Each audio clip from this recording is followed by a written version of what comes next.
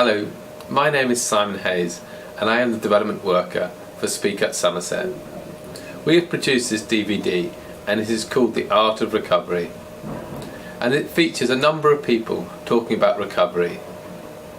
For me, recovery is about regaining who you really are. When one suffers a mental breakdown, one often loses the essence of self, and I believe recovery is about regaining that self. I really believe that recovery can become the norm for people who use mental health services. This DVD features a number of people talking about recovery at various conferences across the Southwest. Hi, I'm the chairman of Speak Up Somerset. I've been involved with the activities for 2 or 3 years now. Basically, we try to encourage recovery from mental distress through creativity.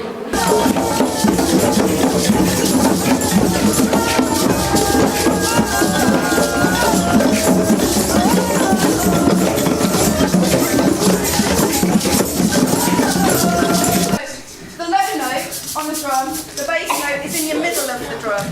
And to do that, I want us to all play together. Just allow your hand to just bounce. Okay?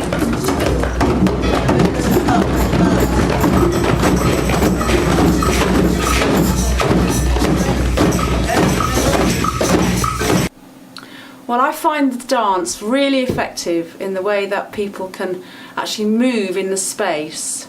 They can move in the space, they can be really animated, or they can be really still. They can actually experience their own space and the boundaries of their space, so that they can actually see where they begin and where they end, and how they then can relate to other people in the room. You're going to actually create a little dance together, okay, around the theme of, because the bears are on the earth, so you're kind of earth, aren't you? Kind of, what you're doing is really quite earthy. And you're going to create something more to do with the birds, flight and air. And it's a really expressive way of journeying into yourself. And recovering from a mental illness is all about getting to know yourself. The ancient Greek word psyche, this word originally was used to refer to the human soul or spirit.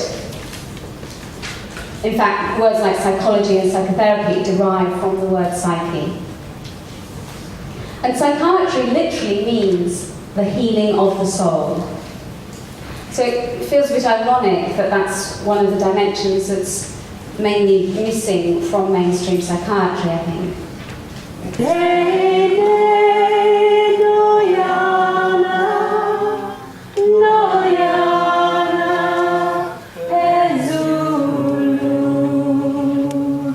It's really about our inner self. It's about what gives us a sense of meaning, what gives us a sense of purpose, what makes life worth living, really. So whether you think of yourselves as a spiritual person or not, I guess what I'm interested in is what makes your heart sing, you know, what fills you with joy. These are the things that feed us and nurture us.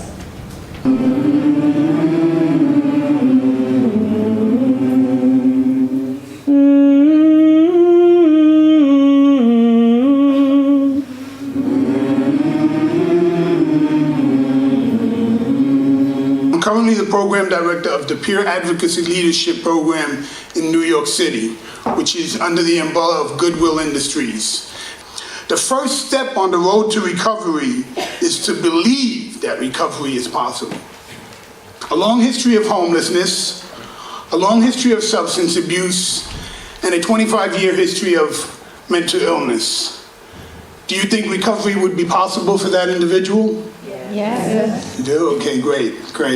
Because I wouldn't be standing here today if it were not true. Okay, that's me. I'm that individual. I have a long history of homelessness.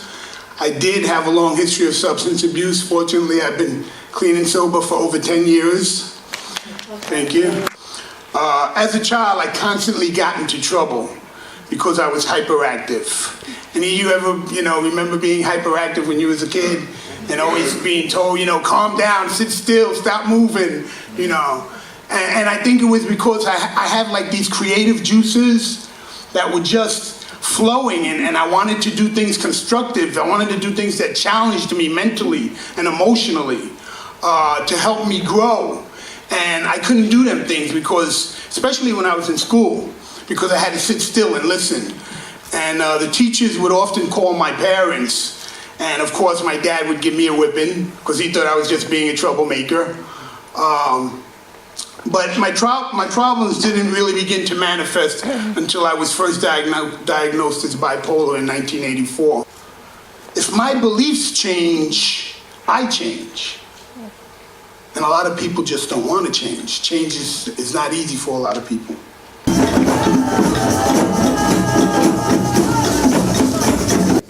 If you believe that people have a capacity to change, then you'll be happy to get alongside people and maybe bear witness to that, because that's an exciting new business. I ran groups that were called Double Trouble in Recovery, where they were like basically 12-step programs like NA and AA. They have NA and AA here, right? Okay, they were basically like 12-step programs, but you got the opportunity to speak not only about your history of substance abuse, but your history of psychiatric disability. And you were accepted for who you were. You were not prejudged. And I would share my story and try to give people that, you know, I was sharing to some hope. And it was a very empowering, once again, one of them very empowering experiences for me. My name's Bryn and I come from Torquay, down in Devon. And I'm a singer-songwriter I was diagnosed bipolar 3 years ago. And I've had 5 stays in hospital, but everything's going okay now. And this is the first poem I've ever written and I won a prize for it, so I'm really pleased. My peers gave me hope. They were role models for me. And that's not to downplay the role of the clinicians and the doctors and the psychiatrists and the therapists. They played a very essential role in my recovery because they got me clean and sober. They got me stabilized. But while they got me clean and sober and got me stabilized, it was my peers that kept me clean and sober and kept me stabilized. People that I could call at any time when I was going through something that I needed to, you know, vent and let out whatever it was I was going through. People that I could socialize with. People that I could hang out with and not be prejudged.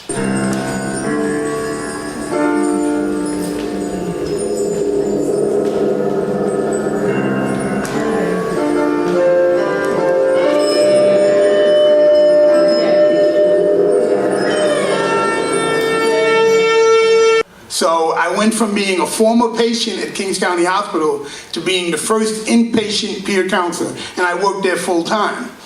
And I remember the staff often looked at me, well, when I first got there, the staff often looked at me kind of leery, a little hesitant, apprehensive. You know, is this guy going to be competent? Is he going to be professional? You know, is he going to be able to do the job? You know, and I can understand their apprehension because I know the stigmas that exist. They're real. So I decided to go 110% to prove to them that not only could I be competent and professional and responsible, but that I could be an asset to Kings County Hospital. Well, I'm glad to say that within a couple of months, they so gained respect for me that they would not hold a clinical meeting without me being there.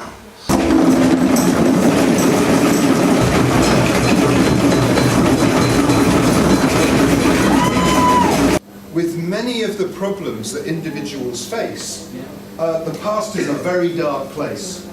For many people, the future is a very dark place. The challenge of recovery is to get people to engage with the future. Well, storytelling, poetry, creative writing can prove to be a very powerful tool in the recovery of someone suffering from mental illness. A lot of people will be wary of going to a group, often because they've never really felt heard. But when they do turn up to the group rather nervously, the first thing they often understand in storytelling is to be a good storyteller, they need to be good story listeners. And once they have the confidence in listening, they're very keen to tell their own stories and to find a space with people willing to listen, properly listen, and they get to tell their story is a very empowering thing.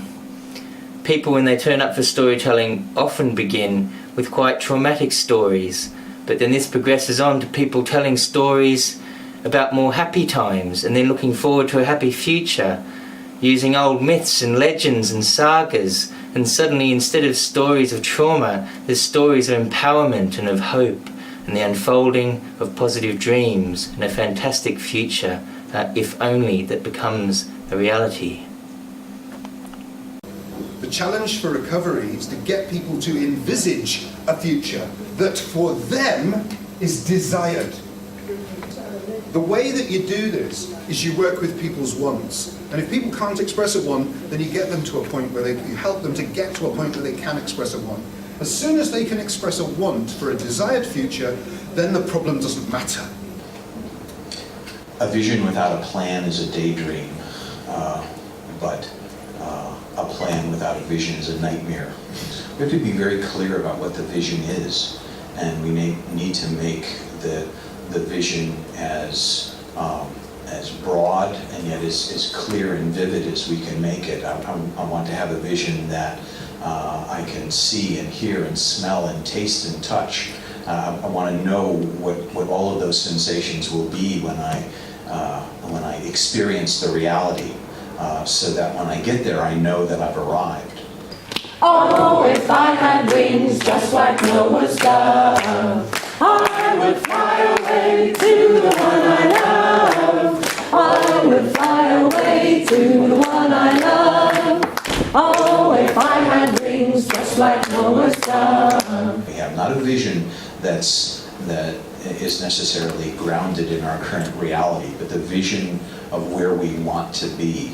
In fact, one good way of doing that is to imagine yourself at a reunion. You're at a reunion 5 years from now, and you're celebrating the success of transforming your ideas into reality. And you're at this reunion and you're describing for each other this wonderful reality that you're now experiencing. Then you can turn around and you can take a look back at what are the barriers we had to surmount to get here.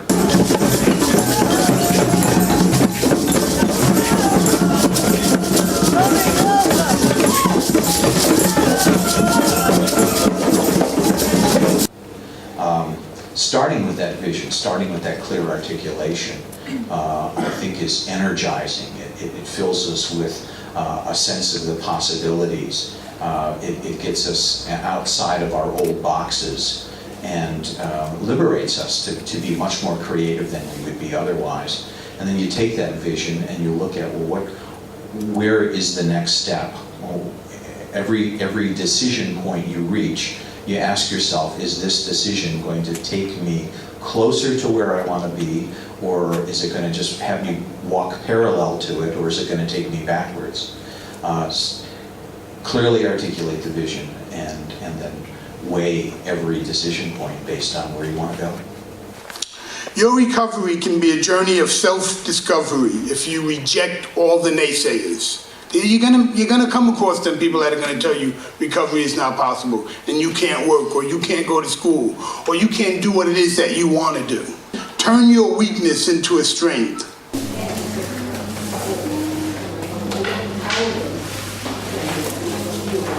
The single most important relationship that you have is with yourself.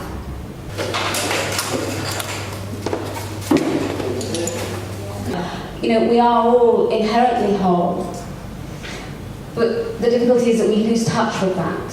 We lose touch with our innate goodness, and we lose touch with ourselves. Learning to like ourselves, learning to love ourselves, it means learning to look after ourselves. Effleurage is a French word that means stroking. That's that kind of initial, just gently stroking. And what that does is it very subtly says, it's okay. Hello, this is me, hi.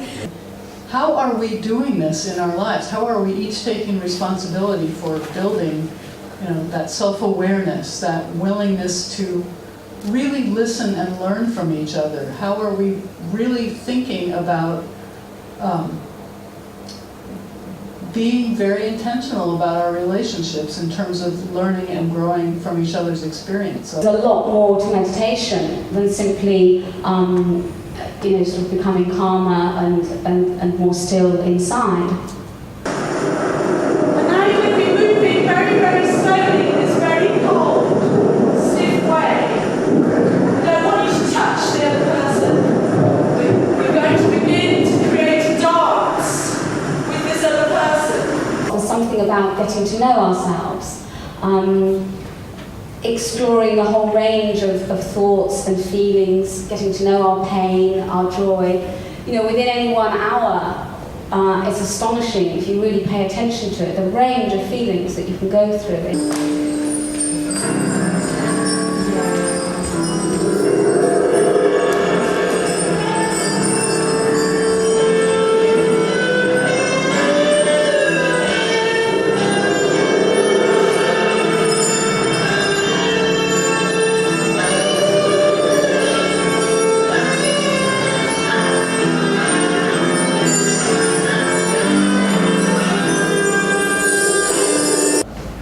Starts to crack, and that golden mother hen, she leaps up and she moves away, and she watches and sees the beginning, the edge of her head, and the curl of a wing, and the curve of a claw, and suddenly the egg breaks apart.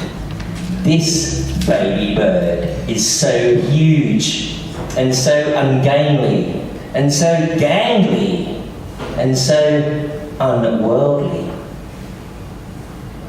And the mother hen looks at it, and it looks at her. But she teaches it, by way of example, how to scrape around in the bottom of the chicken shed with all those other little baby chicks. And as the days turn into weeks and the weeks turn into months, this gangly, long, awkward creature grows feathers and grows taller and grows wider and more grand, until there it sits, huge and resplendent, but different to everybody else. And back in August, I did a week's volunteering at a respite centre with people with physical disabilities, particularly people with multiple sclerosis that week. And this is a picture of Kenneth, and he was trying to dance with one of the carers there, and I just found it quite moving being there and seeing the interactions with people. Yeah. People don't believe what they see. They see what they believe. And it looks up and it sees high, high on the very edge of the whole of the world, kissing the very, very edge of the sky, a huge, broad-winged golden eagle. And that little baby chick that's no baby chick, and looks at that big golden eagle, and it looks at itself, and it sees something it knows, and it wonders, I wonder, could I ever fly high in the sky like that?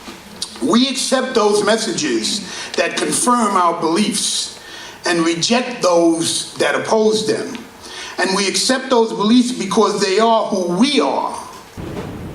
And you see, this little story has two endings. One ending, that big golden eagle stays with those chickens and uses the top of the chicken shed as its loft in the highest point of the world it'll ever reach. Or does it spread its wings and fly? I am a mask of feathers of red, black, green with sequins. When I wear it, I become a beautiful bird. I want to fly up and up into the sky, so very high, so everyone can see me. My feathers are long, bright, but the bird you see when I am up in the sky, you will never see in real life. I am several birds in one, a bird of dreams that only exists behind the mask. I am very unusual to see, but if you stop and stare at me, I will fly around you.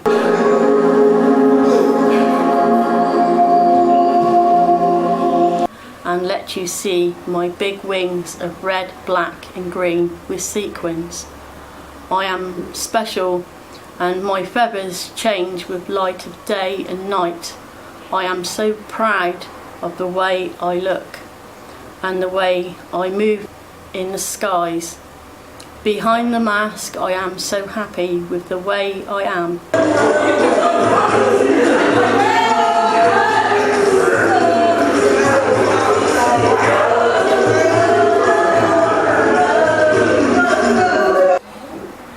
I ask you to see how I look and enjoy the way I move. All I ask is for you to stop thinking of what you usually think I am. Behind the mask, I am full of the seasons of all the year and full of might. I attract to colours and the light. How will it be if I remove the mask? Can I stay this beautiful? Art is a way to still the mind and to go into the zen of seeing, of really seeing something. As you look at something, you still the mind and you enable yourself to concentrate and to go into the beauty of that object. And then that object begins to relate to you, and you begin to explore your abilities to still the mind and to see that object for what it really is.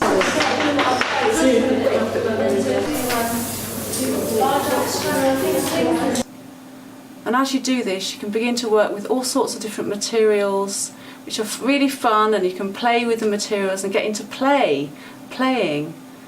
And then you can work with colour and bring that expression of your own inner beauty out into that picture. The beauty of what is within you and the way that you interpret that object is coming out of you.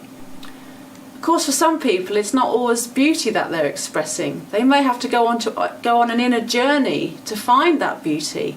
At first, they might need to express their anger and their frustration and their pain and all those different parts of themselves. And it's just a big, long journey. We often go on a meditation journey as well, which enables them to go inside and to find their own imagination as the beginning and starting point of that journey. Because you're concentrating on the drawing, your mind is actually taken off your problems, and I think that's helpful. And also, I think it gives you a sense of fulfilment and pride when you actually can see what you produce, because you're surprised, that this is actually you that has produced this piece of work, and it actually does look quite good. I mean, it's maybe not a masterpiece, but it's part of you.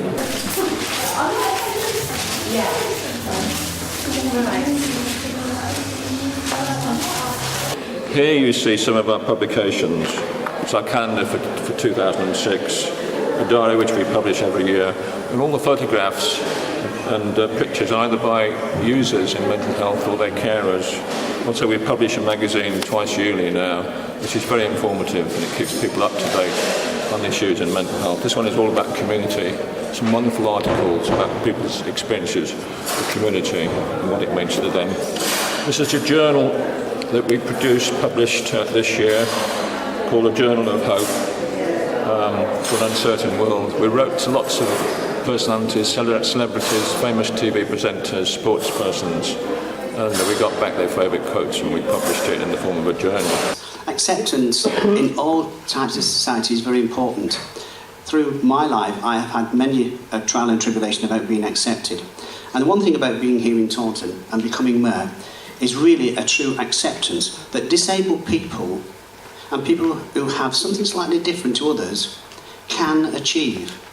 I think the message today that I would like to give to you and anyone out there, whether they have a mental health illness, a physical disability, a sensory impairment, whatever, is you can strive to improve if you want to. People are being more and more understanding. I like to think that in Taunton now we are becoming more and more inclusive and supporting all the different areas of society that we need to do. So acceptance is very important. And I feel that my position as mayor and my wife as mayoress, with both visually impaired, we are showing people that you can be accepted in society. To challenge the notion that people labeled mentally ill were more dangerous than anyone else or less capable than anyone else. I turned a negative into a positive. You see, I don't suffer from insanity. I enjoy every last minute of it. We're all coming from the same place, and we're all wanting the same vision. And I think the fact that we've had so many people here today, and so many people who wanted to be here today and can't, actually says how many people want to change, want something different, want something better for everybody, not just the people on the receiving end, but those providing it. And so I think this, this is a very important point really in our lives. I think we're all wanting something transformational. I really enjoyed my day, but I had to pack a whole day into half a day, and it was worth it. Life to the full. I really did enjoy it. What have you taken part in this afternoon? I took part in the drumming. I don't know what sort of drum it was, but it sounded good. I joined in the yelling. Absolutely. Was it good to have a bit of a yell and a scream and a bash on something? Well, yes, it was. And the best thing really was to meet the people who I spoke to on the phone from all over the place, from Cornwall, Bristol, Bournemouth, and to actually see them and talk to them and know that they'd arrived was marvellous. I'd like to thank the people who've spoken on this video, and the organisations need to be thanked for putting on these events. We thank people who are increasingly helping to bring about change, that people can recover their place in the world. Recovery isn't about going backwards. It's about coming to terms with what's happened in the past and moving on. And I think all of us can have a new chapter in our lives, regardless of our mental condition. Thank you.